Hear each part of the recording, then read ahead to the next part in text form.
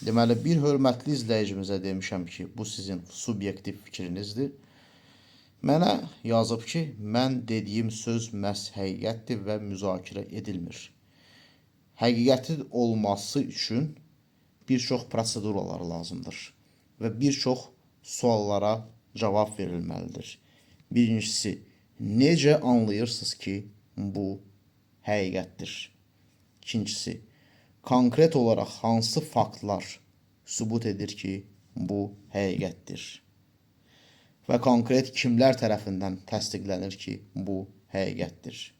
Üçüncüsü, hansı elmi araşdırmalara, kriteriyalara və statistikalara əsasən düşünürsünüz ki, bu həqiqətdir? Və dördüncüsü, kim konkret olaraq ilk dəfə bunu həqiqət hesab edibdir və hansı şərtlər daxilində və kimlərə uyğundur? Beşincisi, kiminlə və nəyinlə müqayisədə doğrudur və həqiqətdir? Diqqətinizə görə minnətdaram. Sağ olun.